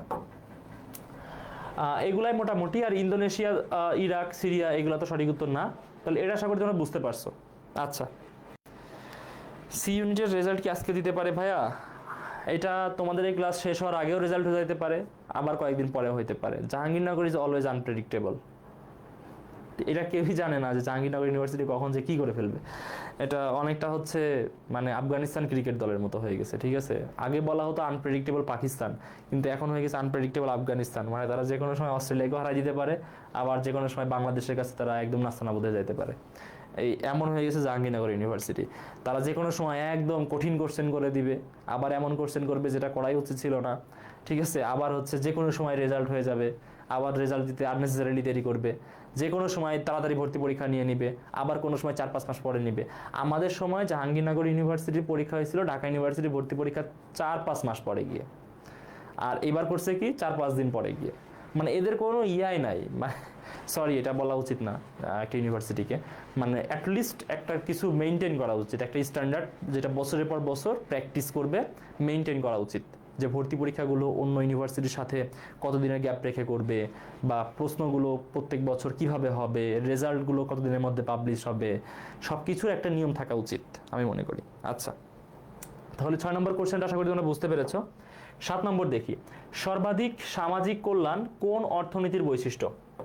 ধনতান্ত্রিক, সমাজতান্ত্রিক, মিশ্র নাকি ইসলামী? আচ্ছা, এটা উত্তর করার চেষ্টা করো। সর্বাধিক সামাজিক কল্যাণ কোন অর্থনীতির বৈশিষ্ট্য? দেখো, তোমরা হচ্ছে দেখবা কোশ্চেন যে এইবারও আমি দেখলাম যে কোনো একটা ইউনিভার্সিটি প্রশ্ন করছে যে ব্লু ইকোনমি কিসের সাথে জড়িত, ঠিক আছে। আবার হচ্ছে গত বছরও তো আসছিল ঢাকা ইউনিভার্সিটিতে ব্লু ইকোনমি নিয়ে। অর্থাৎ অর্থনীতির যে বেসিক ধারণাগুলো, এগুলো থেকে তোমার হচ্ছে একটা কোশ্চেন ইউনিভার্সিটি করে, অর্থনীতির বেসিক ধারণা। হ্যাঁ, বেসিক মানে এটা তোমার খুব বেশি ডিপলি জানতে হবে না, জাস্ট বেসিক কিছু ধারণা থাকলেই হবে। তো এই দেখবা যে কোনো না কোনো ইউনিভার্সিটি করতেছে এমন, এই যে নীল অর্থনীতি নিয়ে হচ্ছে সমুদ্র অর্থনীতি তো করলোই। আচ্ছা, ধনতান্ত্রিক, সমাজতান্ত্রিক, মিশ্র নাকি ইসলামী? সর্বাধিক সামাজিক কল্যাণ হচ্ছে সমাজতান্ত্রিক অর্থ ব্যবস্থার বৈশিষ্ট্য। সমাজতন্ত্রের নিয়ম হচ্ছে সবাই সমান, এখানে কেউ হচ্ছে খুবই ধনী, কেউ হচ্ছে একদমই গরিব, এটা করবে না। সবাই মোটামুটি কাছাকাছি অবস্থানে থাকবে, একদম সমান না বাট কাছাকাছি, যে সবাই রাষ্ট্রের জন্য কাজ করবে, সবার যোগ্যতা অনুযায়ী রাষ্ট্র সম্পদ বন্টন করবে। মানে এতে কি হয়, মানে সমাজের সবাই কল্যাণমূলক অবস্থানে থাকে। একদম ওই যে দেখা যায় না বাংলাদেশে যে একদম রাস্তায় ঘুমাচ্ছে গরিব মানুষ, এটা হয় না। তো তুমি বলবা যে ধনতান্ত্রিক দেশ যুক্তরাষ্ট্র, সেখানে তো সবাই বড়লোক, আসলে কিন্তু না, যুক্তরাষ্ট্রের সবাই বড়লোক না, যুক্তরাষ্ট্রেও বস্তি আছে, সেইখানেও এমন রাস্তায় ঘুমানো লোকজন আছে যুক্তরাষ্ট্রে। ক্যাপিটালিজম মানেই তোমার একটা শ্রেণীকে গরিব বানাবেই, এটা হবেই, সেটা ওই বাইরে আমাদেরকে যতই চাকচিক্য দেখাক, ওইখানেও বস্তি আছে, ওইখানেও রাস্তায় ঘুমানো লোকজন আছে, ওইখানেও ভিক্ষুক আছে। আচ্ছা, এটা তাহলে আমরা বুঝতে পারলাম। আর ধনতন্ত্র হইলে ওই যে একটা শ্রেণী ধনী একটা গরিব, এটা হলো। আর মিশ্র হচ্ছে দুইটা সংমিশ্রণ, আর ইসলামী অর্থব্যবস্থা হচ্ছে যেটা শরিয়া মোতাবেক অর্থনীতি চলে সেটা। আচ্ছা, 8 নম্বর কোশ্চেন দেখি, বিশ্বকাপ ক্রিকেটে প্রথম অংশগ্রহণকারী বাংলাদেশ ক্রিকেট দলের অধিনায়ক কে ছিলেন? আচ্ছা, অর্থাৎ স্পোর্টস থেকে একটা কোশ্চেন তাহলে আসতে পারে, তাই না? স্পোর্টস দেখতে হবে, স্পোর্টস মানে এটা আমি দিছি একটু হচ্ছে স্পোর্টসের একটু পিছন সাইড থেকে, মানে হিস্ট্রি থেকে, বাট রিসেন্ট থেকে আসার সম্ভাবনা আছে স্পোর্টস। হ্যাঁ, রিসেন্ট স্পোর্টস দেখো, সামনে চ্যাম্পিয়ন্স ট্রফি শুরু হচ্ছে, চ্যাম্পিয়ন্স ট্রফি থেকে কোশ্চেন হতে পারে, বিপিএল শেষ হলো এখান থেকে কোশ্চেন হতে পারে, বা অন্য কোনো ইভেন্ট, ফুটবল ইভেন্ট বা অন্যান্য কোনো ইভেন্ট থাকলে সেগুলো নিয়ে একটু তথ্য দেখতে পারো। আচ্ছা আচ্ছা, অন্তত মিনিমাম একটা নিয়ম ফলো করা উচিত সব কিছুর, যেটা আমরা আশা করতে পারি। ইয়েস, এটাই বললাম যে সব ইউনিভার্সিটি, ঢাকা ইউনিভার্সিটি গত 2 বছর ধরে প্রশ্নের মান একটু অন্যরকম করে ফেলছে, বাট ওভারঅল বিষয় চিন্তা করলে একটা স্ট্যান্ডার্ড আছে, রেজাল্ট কতদিন পরে হবে, পরীক্ষা কিভাবে হবে, হ্যাঁ, সব কিছুর মোটামুটি মোটামুটি একটা অবস্থানে আছে, বাট আরেকটু ভালো অবস্থানে ছিল আমি বলবো, 2 বছর আগেও একটু এর চেয়ে আরেকটু ভালো অবস্থানে ছিল, একটু তাদের ডিগ্রেডেশন হয়েছে আমি মনে করি Dhaka university, but so far fine, not bad. But Jahangirnagar ইউনিভার্সিটিটা এগুলা খুবই খুবই অপেশাদারিত্ব আমি বলবো। আচ্ছা, অপশন দেওয়া, আকরাম খান, আমিনুল ইসলাম বুলবুল, নাইমুর রহমান দুর্জয়, হাবিবুল বাশার। বিশ্বকাপে বাংলাদেশ দল যখন প্রথম অংশগ্রহণ করে তখন সে ক্রিকেট দলের অধিনায়ক কে ছিলেন? 1999 সালে বাংলাদেশ প্রথম বিশ্বকাপ ক্রিকেটে অংশগ্রহণ করে এবং এই বিশ্বকাপেই বাংলাদেশ জয়লাভ করে, পাকিস্তানকে হারিয়ে দেয়, এবং আগে স্কটল্যান্ডকে হারিয়ে দেয়, তারপর পাকিস্তানকে হারিয়ে দেয়, মানে খুবই গুরুত্বপূর্ণ 2টা ম্যাচে বাংলাদেশ জয়লাভ করে এই ওয়ার্ল্ড কাপে। আচ্ছা, তোমরা উত্তর করতেছো আমিনুল ইসলাম বুলবুল। ইয়েস, আমিনুল ইসলাম বুলবুল কারেক্ট আনসার। আমিনুল ইসলাম বুলবুল ছিলেন ওই দলের অধিনায়ক, এবং ইনি আরও একটা কারণে বিখ্যাত, সেটা হচ্ছে বাংলাদেশ 2000 সালে টেস্ট স্ট্যাটাস পায় এবং প্রথম টেস্ট ম্যাচে ভারতের সাথে টেস্ট ম্যাচ খেলে, যেটা হচ্ছে আমাদের এই যে জাতীয় স্টেডিয়ামে, গুলিস্তানে যে স্টেডিয়ামটা, আচ্ছা, যেটার আগের নাম ছিল বঙ্গবন্ধু স্টেডিয়াম, নামটা চেঞ্জ করে ফেলছে। আচ্ছা, তো এই স্টেডিয়ামে, মানে ওইটা তখন জাতীয় স্টেডিয়াম ছিল, স্টেডিয়ামটা খুবই সুন্দর। ওই স্টেডিয়ামে হচ্ছে প্রথম ম্যাচটা অনুষ্ঠিত হয়, সৌরভ গাঙ্গুলি ইন্ডিয়ান ক্যাপ্টেন আর আমিনুল ইসলাম বুলবুল বাংলাদেশি ক্যাপ্টেন। তো প্রথম ম্যাচেই আমিনুল ইসলাম বুলবুল 145 খুব সম্ভবত প্রথম ইনিংসে এই রান করেন, খুব সম্ভবত 145। Just imagine, Abhishek test against India and he score 145। আচ্ছা, এই কারণে তুমি বিখ্যাত, প্রথম বাংলাদেশি টেস্ট সেঞ্চুরিয়ান। আচ্ছা, তাহলে স্পোর্টস থেকে একটা কোশ্চেন আসবে, রিসেন্ট থেকে হতে পারে বা একটু পিছন থেকেও হতে পারে। 9 নম্বর কোশ্চেন দেখি, বিশ্ব বাণিজ্য সংস্থা WTO, ওয়ার্ল্ড ট্রেড অর্গানাইজেশন, এর সদর দপ্তর কোথায় অবস্থিত? বিশ্ব বাণিজ্য সংস্থা, ওয়ার্ল্ড ট্রেড অর্গানাইজেশন বা WTO এর সদর দপ্তর কোথায় অবস্থিত?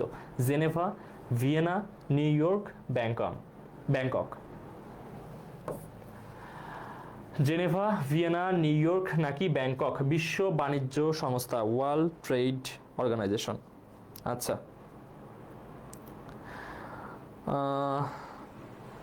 এটা একটু হচ্ছে উত্তর করার চেষ্টা করো। বিশ্ব বাণিজ্য সংস্থা, দেখবা যে অর্থনৈতিক সংস্থা থেকে একটা কোশ্চেন আসবে আমার যেমন হচ্ছে। আচ্ছা, এটা একটু উত্তর করার চেষ্টা করো। সি বলছো অনেকে, Geneva, Vienna, new York, Bangkok. হ্যাঁ, যে সি বলছো তারা হচ্ছে মানে ওই যে অর্থনীতি মানেই যুক্তরাষ্ট্র, অর্থনীতির কোনো সংগঠন থাকলেই যুক্তরাষ্ট্রের হেডকোয়ার্টার্স, এটা কিন্তু সবসময় হবে না। এটা সঠিক উত্তর হচ্ছে জেনেভা। বিশ্ব বাণিজ্য সংস্থার সদর দপ্তর হচ্ছে জেনেভাতে। জেনেভা কোন দেশে? সুইজারল্যান্ডে। আচ্ছা, তাহলে সঠিক উত্তর জেনেভা। বাকিগুলো কি কারণে না, এটা তো এক্সপ্লেন করার কোনো সুযোগ নাই, কারণ এটা কোন জায়গাতে? জেনেভাতে। জেনেভা কোথায়? সুইজারল্যান্ডে, এতটুকুই, তাছাড়া তো কিছু বলার নাই। তবে মনে রাখো, জেনেভা এবং ভিয়েনা এই দুইটাতে সবচেয়ে বেশি সম্মেলন হয়, সবচেয়ে বেশি চুক্তি হয় এগুলা। যেমন হচ্ছে তোমার জুলাই বিপ্লব পরবর্তী সময়ে আমাদের বাংলাদেশের প্রতিনিধিরা তো বিদেশে বিভিন্ন তো সম্মেলনে অংশ নিছে। তো এইগুলাতেও কিন্তু দেখবা যে অধিকাংশ সম্মেলনগুলো হচ্ছে জেনেভাতে, আমি দেখলাম। মানে আইন উপদেষ্টা বা প্রধান উপদেষ্টা সহ বিভিন্ন অনেকেই পার্টিসিপেট করে বিভিন্ন সময়। তো অধিকাংশই হয় জেনেভাতে, কারণ এগুলো হচ্ছে বাফার স্টেট, এটা মানে কোনো পক্ষের দিকে যায় না। আচ্ছা আচ্ছা, তাহলে পরেরটাতে আসি। 10 নম্বর, বাংলাদেশের সংবিধানের কোন ভাগে মৌলিক অধিকারের কথা বলা আছে? বাংলাদেশের সংবিধানের কোন ভাগে মৌলিক অধিকারের কথা বলা আছে? সংবিধান থেকে একটা কোশ্চেন হতে পারে, এবং আমরা হচ্ছে সংবিধানের যে ক্লাসটা নিয়েছি ওই ক্লাসের স্লাইডটা তোমরা ফলো করে যাও, ওই ক্লাসের স্লাইডটা ফলো করে যেও, পিডিএফ তোমাদের কাছে আছে। আর যারা হচ্ছে আমাদের পেইড ব্যাচের না, তারা তো কোনো না কোনো বইপত্র বা কিছু তো পড়েছো সংবিধানের জন্য, সেখান থেকে গুরুত্বপূর্ণ বিষয়গুলো রিভিশন করে যেও, সংবিধান পার্টটা বেশ গুরুত্বপূর্ণ। আচ্ছা, তোমরা তো মানে বেশ ভালো উত্তর করতেছো।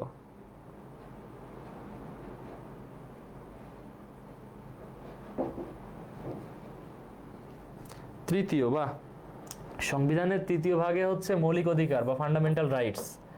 ফান্ডামেন্টাল রাইটস, ইংলিশে কোশ্চেন আসলে ফান্ডামেন্টাল রাইটস লেখা থাকবে।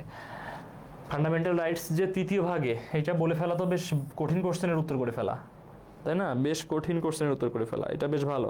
10-এর সি। আচ্ছা হ্যাঁ, এই ধরনের কোশ্চেনের উত্তর করে ফেলা মানে ইউ আর গুড স্টুডেন্ট। আমি বলবো তুমি ভালো ভালো স্টুডেন্ট। হ্যাঁ, মানে এটা বেশ ডিপ কোশ্চেন। আচ্ছা, 11 নম্বর, ব্রিটিশ শাসনের বিরুদ্ধে প্রথম আন্দোলন হলো। ব্রিটিশ শাসনের বিরুদ্ধে প্রথম আন্দোলন কোনটা? এটা উত্তর করার চেষ্টা করো। সিপাহী বিদ্রোহ, তিতুমিরের বিদ্রোহ, ফরাইজি আন্দোলন, ফকির সন্ন্যাসী বিদ্রোহ। তিতুমিরের বিদ্রোহ কখন হয়? তিতুমিরের বিদ্রোহ হচ্ছে এই যে এক্স্যাক্টলি সালটা মনে পড়তেছে না, বারাসাতে যে আন্দোলনটা হয় এটা বেশ পরে তিতুমিরের বাঁশের কেল্লা যেটা পরিচিত। সিপাহী বিদ্রোহ হচ্ছে 1857-তে। ফরাইজি আন্দোলন অনেকটা হচ্ছে দীর্ঘ সময়ের আন্দোলন, এটা কোনো এক্সাক্ট সাল নাই যে এই সালেই আন্দোলনটা হয়েছে। ফরাইজি আন্দোলন হচ্ছে একটা সিরিজ অব আন্দোলন, মানে এটা বছরের পর বছর ধরে চলে আসা আন্দোলন। প্রথমে হাজী শরীয়তুল্লাহ, তারপর হচ্ছে তার ছেলে দুদু মিয়া, তারা হচ্ছে নেতৃত্ব দিয়েছে আন্দোলনের। মূলত ওই যে আমাদের শরীয়তপুর নামে জেলাটা বাংলাদেশের, এই শরীয়তপুর জেলার নামকরণ করা হয়েছে হাজী শরীয়তুল্লাহর নামে, কারণ ওনার জন্মস্থান হচ্ছে শরীয়তপুরে, বর্তমান যে শরীয়তপুর এইখানে। এটা গ্রেটার ফরিদপুরের অংশ ছিল এক সময়। আচ্ছা, সর্বশেষ হচ্ছে ফকির সন্ন্যাসী বিদ্রোহ। ফকির সন্ন্যাসী বিদ্রোহ এটাও একটা সিরিজ অফ বিদ্রোহ, এবং এটা 1757-তে যখন ব্রিটিশ শাসন শুরু হয় তার পরপরই শুরু হয়ে গেছিল, মানে তার কয়েক বছরের মধ্যেই এই ফকির সন্ন্যাসী বিদ্রোহ শুরু হয়ে গেছে। এবং আমি এর আগেরও একটা লাইভ ক্লাসে তোমাদেরকে কনটেক্সটগুলো আলোচনা করেছি ফকির সন্ন্যাসী বিদ্রোহ কেন হয়েছিল। যে ওই সময় যে মুসলমানদের যেসব ইয়াগুলো ছিল, মানে এই যে পীরের মাজারগুলো ছিল, প্লাস হিন্দুদের যে মঠগুলো ছিল, আশ্রমগুলো ছিল, এইগুলোতে কারা থাকতো? সন্ন্যাসী। এবং এই যে মুসলিমদের যে ইয়াগুলা পীরের মাজার, সেখানে থাকতো হচ্ছে তাদেরকে বলতো ফকির। আচ্ছা, তো এরা তো ফাইন্যান্সিয়ালি খুব স্ট্রং ছিল, কারণ মানুষজন এখানে এসে টাকা পয়সা দিত, এটা ওটা, গরু ছাগল হাঁস মুরগি এটা ওটা অনেক কিছু দিত। তো এখানে প্রচুর টাকা পয়সা কালেক্ট হতো। তো ব্রিটিশরা করলো কি, যে তোমরা তো এগুলা করো, বিজনেস করো, মানে এই যে মাজার বিজনেস, এই যে মঠ আশ্রম, এগুলা বিজনেস, এটা তারা বলতে থাকে। এবং বলে তোমরা বিজনেস করছো, তোমাদেরকে ট্যাক্স দিতে হবে, ব্রিটিশ সরকারকে ট্যাক্স দিতে হবে। বাট এরা তো ট্যাক্স দিবে না, কারণ এদের তো পাওয়ার আছে, এদের হাজার হাজার মুরিদ, তো এরা ট্যাক্স দিবে না। মানে তারা হচ্ছে ব্রিটিশদের এগেনস্টে চলে যায় এবং তারা বিদ্রোহ ঘোষণা করে ব্রিটিশদের সাথে। এবং এই বিদ্রোহ দীর্ঘদিন চলে, প্রায় 50-60 বছর মতো লাস্টিং করছিল, মানে একটা লং টাইম তারা ব্রিটিশদের সাথে কনফ্লিকশনে ছিল। আচ্ছা, তো এইটাই প্রথম ফকির সন্ন্যাসী বিদ্রোহই হচ্ছে ব্রিটিশদের বিরুদ্ধে প্রথম কোনো বিদ্রোহ। তারপরে গিয়ে হচ্ছে এই যে সিপাহী বিদ্রোহ, তিতুমিরের বিদ্রোহ, ফরাইজি আন্দোলন, এগুলো হয়েছে। আচ্ছা, তাহলে সঠিক উত্তর হচ্ছে ফকির সন্ন্যাসী বিদ্রোহ। আচ্ছা, তোমরা মোটামুটি সবাই সঠিক উত্তর করতে পারতেছো। সিডো সনদের উদ্দেশ্য কি? সিডো, এটার নাম হচ্ছে সিডো। সিডো সনদের উদ্দেশ্য কি? আন্তর্জাতিক বাণিজ্য, সমুদ্র অর্থনীতি, পরমাণু শান্তি চুক্তি, নাকি নারী অধিকার? সিডো সনদের উদ্দেশ্য কি? এই সিডো সনদটা স্বাক্ষরিত হয়েছে জেনেভাতে, ঠিক আছে? এইটাও জেনেভাতে স্বাক্ষরিত হয়েছে। আচ্ছা, তারপরে এই যে যুদ্ধ অপরাধী আছে না, যুদ্ধ অপরাধীদের সাথে কেমন ব্যবহার করতে হবে, এটারও কিন্তু আন্তর্জাতিক চুক্তি আছে, এটাকেও জেনেভা চুক্তি, এটাও জেনেভাতে স্বাক্ষরিত।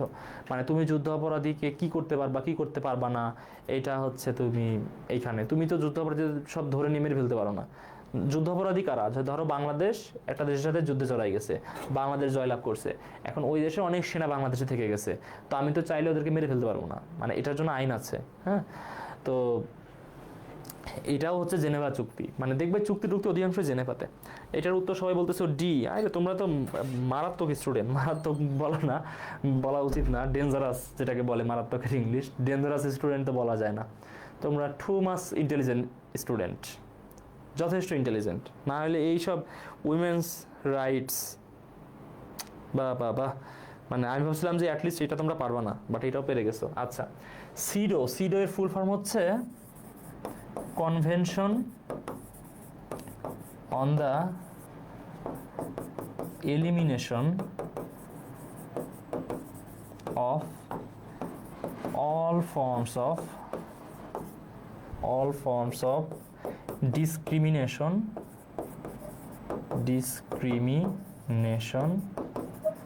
against women। আচ্ছা, মানে এটার ফুল ফর্মটা বেশ বড়। হ্যাঁ, এখানে জাস্ট খেয়াল করো, CEDAW,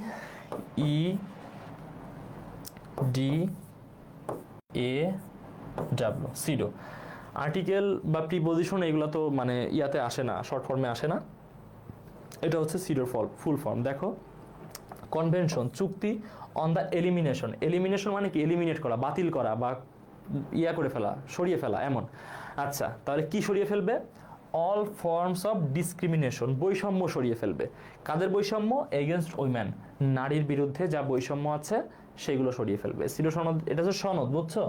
সিডো হচ্ছে একটা সনদ, কারণ এটা হচ্ছে কনভেনশনের ফলে আসছে। কনভেনশন মানে চুক্তি, চুক্তির ফলে যেটা আসে সেটাকে সনদ বলে। আচ্ছা, এই সনদে 30টা ধারা আছে, 30টা ধারা আছে, এবং এই 30টা ধারার মধ্যে প্রথম দিককার ধারাগুলোতে নারীর প্রতি কোন ধরনের ডিসক্রিমিনেশন হয় সেইগুলো আলোচনা করা, এবং পরেরগুলোতে নারীর প্রতি যে ধরনের ডিসক্রিমিনেশন হয় সেগুলো কিভাবে রিমুভ করা যায় সেগুলো নিয়ে বলা আছে। এটাই হচ্ছে সিডো সনদ। তাহলে সঠিক উত্তর হচ্ছে এটা নারীর অধিকার নিয়ে কাজ করে, নারীর অধিকার। আচ্ছা, 13 নম্বর। আচ্ছা, বলতেছো যে আরফিনা তানবিন বলতেছো ডাব্লু শেষে তাই জেনেভাই, ডাব্লু থাকলে জেনেভাই হয়, বা আমি কখনো এভাবে চিন্তা করিনি, বুঝছো? মানে তুমি আরো কয়েকটাতে বলেছো যে ডাব্লু থাকলে সেটা জেনেভাতে হয়, আমি কখনো এভাবে খেয়াল করিনি, হতে পারে মানে এটা কোনো না কোনোভাবে ব্ল্যাক ম্যাজিকের মতো মিলে যেতে পারে, বাট আমি কখনো এটা খেয়াল করে দেখিনি যে এইভাবে হয়ে যায়।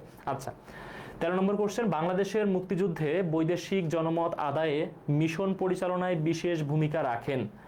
বাংলাদেশের মুক্তিযুদ্ধে বৈদেশিক জনমত আদায়ে মিশন পরিচালনায় বিশেষ ভূমিকা রাখেন কে? তাজউদ্দিন আহমেদ, বিচারপতি শাহাবুদ্দিন আহমেদ, বিচারপতি আবু সাইদ চৌধুরী, বিচারপতি মোস্তফা কামাল। আচ্ছা, বিচারপতি আবু সাইদ সবাই উত্তর করতেছে। তাজউদ্দিন আহমেদ কে ছিলেন? তিনি তো হচ্ছে মুজিবনগর সরকারের প্রধানমন্ত্রী ছিলেন, পরবর্তীতে ডিমোশন হয়ে বাণিজ্য মন্ত্রী হয়ে যান। আচ্ছা, বিচারপতি শাহাবুদ্দিন আহমেদ হচ্ছে হুসেইন মোহাম্মদ এরশাদ যখন চলে যান ক্ষমতা থেকে, তারপরে তিনি হচ্ছে অন্তর্বর্তীকালীন সরকার একটা গঠন করা হয়, সেই সরকারে তিনি প্রধান ছিলেন। আচ্ছা, বিচারপতি মোস্তফা কামাল বাংলাদেশের একজন খুবই মানে প্রথম সারির চিফ জাস্টিস ছিলেন। আর বিচারপতি আবু সাইদ চৌধুরী, ইনিও প্রধান বিচারপতি ছিলেন। ইনি বাংলাদেশের রাষ্ট্রপতি হয়েছেন 1972 সালে।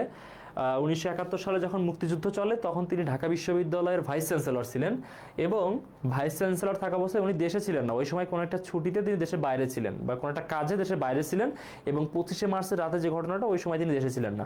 এবং যখন এই ধরনের ছাত্র হত্যা হয়, তিনি ঢাকা ইউনিভার্সিটির ভাইস চ্যান্সেলর পদ থেকে পদত্যাগ করেন, এবং মানে ঢাকা ইউনিভার্সিটির ভাইস চ্যান্সেলর থাকা মানে কি? তিনি পাকিস্তানের প্রতি আনুগত্য দেখাচ্ছেন, কারণ এটা তো পাকিস্তান তখনও, তাই না? তো তিনি চাকরি ছেড়ে দেন, পাকিস্তান সরকারের চাকরি ছেড়ে দেন, এবং মুক্তিযুদ্ধের প্রতি আনুগত্য দেখিয়ে তার অবস্থান পরিষ্কার করেন, এবং ওই সময় মুজিবনগর সরকার তাকে বহির্বিশ্বে বিশেষ দূত হিসেবে নিয়োগ দেন, যাতে বিভিন্ন দেশে সফর করে বাংলাদেশের অবস্থা জানাতে পারেন এবং জনমত আদায় করতে পারেন। এটা হচ্ছে বিচারপতি আবু সাইদ চৌধুরী। আচ্ছা, তোমরা সাম্প্রতিক একটু দেখো, বুঝছো? সাম্প্রতিক থেকে একটা দুইটা কোশ্চেন হতে পারে। 14 নম্বর, কোনটি বিশ্বব্যাংকের অঙ্গ প্রতিষ্ঠান নয়? IDA, IBRD, IFC, IMF. কোনটি বিশ্বব্যাংকের অঙ্গ সংগঠন নয়? আচ্ছা, বিশ্বব্যাংক কিন্তু একটা সিঙ্গেল প্রতিষ্ঠান না। বিশ্বব্যাংক হচ্ছে একটা উইং, একটা প্রতিষ্ঠানের উইং, জাতিসংঘের এমন আর্থিক উইং মূলত চারটা, মূল হচ্ছে চারটা, এই চারটার আবার ইয়ে আছে, সাব উইং আছে, বুঝছো, মানে এইগুলা থেকে আবার এমন উইং আছে, বাট মূল হচ্ছে চারটা। সেই চারটা কোনগুলো? সেই চারটার মধ্যে একটা হচ্ছে ওয়ার্ল্ড ব্যাংক। মানে ওয়ার্ল্ড ব্যাংকই জাতিসংঘের যে প্রধান আর্থিক সংগঠন এটা বলা যায়, বাট সে কিন্তু একা না, এমন আরো তিনটা আছে, সব মিলে চারটা, একটা সিরিজ। আর এইগুলোর আবার ছোট ছোট ছোট ছোট ছোট অংশ আছে। যেমন আইডিএ কি? বিশ্ব ব্যাংকের সফট লোন উইন্ডো, আইডিএ। তার মানে আমরা এটা এই উইং হিসেবে নিয়ে নিলাম, এটা ডাব্লিউবি ওয়ার্ল্ড ব্যাংকেরই একটা উইং। তার মানে কি? বিশ্ব ব্যাংকের অঙ্গ সংগঠন কখন হবে? এই পাশেরগুলো যদি হয় বা এই উইংগুলোর মধ্যে যদি একটাতে হয়, তাহলে সেটাকে আমরা অঙ্গ সংগঠন বলবো। বাট এর মধ্যে যদি কোনোটাতেই না আসে, সেটাকে আমরা অঙ্গ সংগঠন বলতে পারবো না। আচ্ছা, আইবিআরডি হচ্ছে এমন, আইএমএফ হচ্ছে এমন, মানে তার পাশে আরেকটা অঙ্গ সংগঠন আছে আইসিএসআইডি, এটাও জাতিসংঘের একটা অঙ্গ সংগঠন, সরি হচ্ছে ওয়ার্ল্ড ব্যাংকের। এই চারটা হচ্ছে সিরিজ, এবং এদের এমন ছোট ছোট অনেক অঙ্গ সংগঠন আছে, ঠিক আছে। আর তাহলে কোনটা আসতেছে না? আসতেছে না হচ্ছে IFC, infrastructure finance corporation, IFC, এটা আসতেছে না। তাহলে সঠিক উত্তর হচ্ছে আইএফসি, এটা বিশ্ব ব্যাংকের অঙ্গ সংগঠন নয়। আইএমএফ, সরি আইএফসি না, এটা হচ্ছে আইএমএফ হবে খুব সম্ভবত, আইএমএফ সঠিক উত্তর হচ্ছে আইএমএফ, ইন্টারন্যাশনাল মনিটারি ফান্ড। আচ্ছা, এটা তোমরা কারেক্ট করে নাও যারা হচ্ছে আইএফসি বলেছে, সঠিক উত্তর হচ্ছে আইএমএফ। আইএফসি জাতিসংঘের একটা, ওয়ার্ল্ড ব্যাংকেরই, এখানে হচ্ছে আইএফসি, তাহলে আসতেছে না হচ্ছে আইএমএফ কারেক্ট আনসার। আচ্ছা, তাহলে 14 নম্বর তোমরা বুঝতে পেরেছো যে জাতিসংঘের বিশ্ব ব্যাংকের অঙ্গ প্রতিষ্ঠান নয় কোনটি। তাহলে যেটা হচ্ছে বিশ্ব ব্যাংকের পাশাপাশি অবস্থানে আছে সেগুলো, বা তাদের যে সাব উইংগুলো যেগুলো আছে সেগুলো, এই সবগুলোকে তোমাকে বাদ দিতে হবে, তারপরে যেটা থাকবে সেটা। আচ্ছা, 15 নম্বর দেখি, কোন দেশটি আরব লীগের অন্তর্ভুক্ত নয়? কোন দেশটি?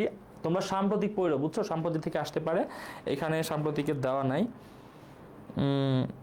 আচ্ছা, এটা একটু উত্তর করার চেষ্টা করো যে কোন দেশটি আরব লীগের অন্তর্ভুক্ত নয়? জর্ডান, লেবানন, ইরান, বাহরাইন, কোন দেশটি আরব লীগের অন্তর্ভুক্ত নয়? আচ্ছা, এটা একটু উত্তর করার চেষ্টা করো, এটাই সর্বশেষ কোশ্চেন আমাদের, হচ্ছে 15টা কোশ্চেন ছিল, 15টা কোশ্চেনের সর্বশেষ কোশ্চেন এটা। আচ্ছা, ইরান বলছো, দেখো আরব লীগ যেটা, এটা 1945 সালের দিকে খুব সম্ভবত প্রতিষ্ঠিত, এটা মিশরের কায়রোতে, হ্যাঁ, মিশরের কায়রোতে প্রতিষ্ঠা লাভ করে, এবং এইখানেই এটার সদর দপ্তর, মিশরের কায়রোতেই এটার সদর দপ্তর। আচ্ছা, তো এটা হচ্ছে আরব দেশগুলোর মধ্যে সম্প্রীতি এবং সহযোগিতা বৃদ্ধির জন্য প্রতিষ্ঠা করা হয়েছে। বাট ইরান, এই দেশটা কিন্তু আরব দেশ না, ইরান একটা এশিয়ান দেশ, কিন্তু আরব দেশ না। এটা হচ্ছে পারস্য, মানে প্রাচীন পারস্য, বর্তমান ইরান। আর প্রাচীন আরব হচ্ছে ওই যে ইরাক থেকে শুরু হয়েছে, ইরাক থেকে ওই পাশের দেশগুলো, এইগুলো ছিল হচ্ছে প্রাচীন আরবের অংশ। আর ইরান হচ্ছে পারস্য, এটা আলাদা, এটা কিন্তু মুসলিম দেশও ছিল না, এটা অনেক পরে মুসলিম দেশ হয়েছে। এইগুলো সবই অগ্নি পূজারকদের দেশ ছিল ইরান। আচ্ছা, তো এই কারণে এরা পরবর্তীতে হচ্ছে এই যে আরব লীগের অন্তর্ভুক্ত না। আরব লীগ মূলত এশিয়া এবং আফ্রিকার মুসলিম দেশগুলো নিয়ে গঠিত। তাহলে সঠিক উত্তর হচ্ছে ইরান। আচ্ছা, তোমরা সাম্প্রতিক পড়ো, ঠিক আছে, সাম্প্রতিক থেকে এখানে কোশ্চেন দেওয়া নাই, বাট সাম্প্রতিক থেকে দু একটা কোশ্চেন আসতে পারে। তো এটাই ছিল ক্লাস, 1 ঘন্টা লাইভ ক্লাস, 1 ঘন্টা শেষ হয়ে গেছে, ক্লাসও শেষ হয়ে গেছে। তো তোমাদের প্রস্তুতি মনে করি যে আছে অনেকটাই, কারণ তোমরা তো 1-2 দিনের প্রস্তুতি নিয়ে আর জাহাঙ্গীরনগরে পরীক্ষা দিতে যাবে না। তোমরা ওই প্রথম থেকে যা পড়তেছো অ্যাডমিশন টেস্টের জন্য সব কিছুই ফাইনাল তোমাদের একটা কিউমুলেটিভ প্রস্তুতি। তো ওই সব বিষয়গুলো মনে আছে আশা করি, যেসব বিষয়গুলো গুরুত্বপূর্ণ বা ভুলে যাওয়ার সম্ভাবনা আছে একটু রিভিশন করতে থাকুন। নতুন করে তো পড়ার খুব বেশি সুযোগ নাই, কারণ 2-1 দিনে কী বা পড়বা, সব কিছুই পড়া আছে, এখন শুধু রিভিশন করো। আর যেহেতু ম্যাথমেটিক্স এবং আইকিউ আছে, এইগুলো একটু দেখতে থাকো। বাংলা ইংলিশ তো ক্লাস হয়, তোমরাও শেখো, সেই অনুযায়ী আনসার করবা। ম্যাথ আইকিউ একটু ভালো করতে হবে, কারণ সময় কম, 55 মিনিট, 80টা এমসিকিউ। ম্যাথ আইকিউতে টাইম চলে যেতে পারে, টাইম ম্যানেজমেন্টটা প্রপারলি যাতে হয় এটা খেয়াল রেখো। স্যার রিসেন্ট পিডিএফটা দেন প্লিজ। রিসেন্টের জন্য পিডিএফ বা যা ম্যাটেরিয়ালস আছে এগুলো তো তোমাদেরকে প্রোভাইড করা হয়ে গেছে, যা আছে ওয়েবসাইটেই, মানে এটা নতুন করে আর প্রোভাইড করার তো সুযোগ নেই, ওয়েবসাইটে যা আপলোড করা হয়েছে এইগুলাই। এবং হচ্ছে সাকিব ভাইয়ের যে বইটা সেটা আশা করি তোমাদের কাছে আছে। সাকিব স্যারের বই তোমাদের কাছে খুব সম্ভবত আছে, না থাকলে অন্যান্য যে ম্যাটেরিয়ালস থেকে সাম্প্রতিক পড়েছো ওইগুলাই পড়ো, সমস্যা নেই। আচ্ছা, তাহলে পরবর্তী লাইভ সেশনে আমরা অন্য ইউনিভার্সিটির ক্লাস দেখব। আর জাহাঙ্গীরনগরের একটা ইউনিটে পরীক্ষা হয়ে গেছে, বাকি ইউনিটটা খুব ভালো করে দাও। এখানে অনেকগুলো ভালো সাবজেক্ট আছে, বাট ম্যাথমেটিক্স আইকিউ নিয়ে অনেকের দুশ্চিন্তা আছে, এটা সত্য কথা। এই দুশ্চিন্তাটা কাটিয়ে উঠে একটা ভালো পরীক্ষা দাও, আশা করি যে এইখানে তোমরা ভালো কিছু করতে পারবা। জাহাঙ্গীরনগর যথেষ্ট ভালো বিশ্ববিদ্যালয়, পড়তে পারলে ভালো ক্যারিয়ার অবশ্যই আছে। ধন্যবাদ তোমাদেরকে সম্পূর্ণ ক্লাসে থাকার জন্য। পরের ক্লাসে তোমাদের সাথে দেখা হবে। আসসালামু আলাইকুম।